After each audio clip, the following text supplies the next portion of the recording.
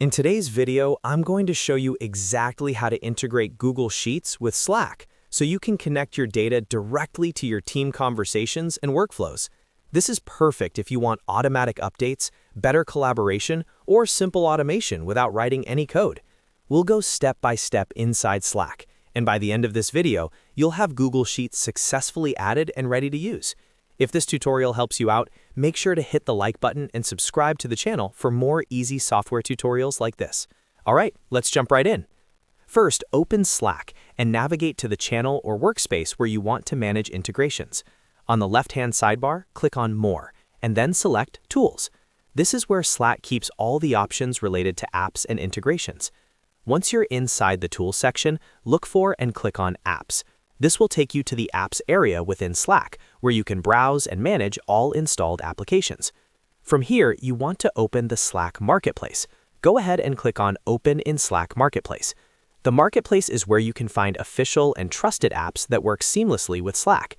Now that you're in the Slack Marketplace, move to the search bar at the top and type in Google Sheets. This will bring up several results related to Google Sheets integrations. From the list of results, find and click on Google Sheets for Workflow Builder. This specific app allows you to connect Google Sheets directly into Slack workflows, making automation much easier and more powerful. After opening the app page, click on the Add to Slack button. This starts the installation process and connects Google Sheets to your Slack workspace. Slack will now ask you to review the permissions required for this integration. Take a moment to read through them so you understand what access is being granted. Once you're comfortable, approve the permissions to complete the setup. After you confirm, the Google Sheets app is officially added to your Slack workspace and ready to be used inside Workflow Builder. At this point, you can start creating workflows that send data to Google Sheets, pull data from Sheets, or trigger actions automatically based on activity in Slack. This integration is extremely useful for tracking requests, logging messages, managing approvals, or keeping your team aligned without constantly switching tools.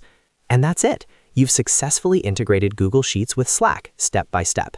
If you found this video helpful, don't forget to like the video and subscribe to the channel so you don't miss future tutorials.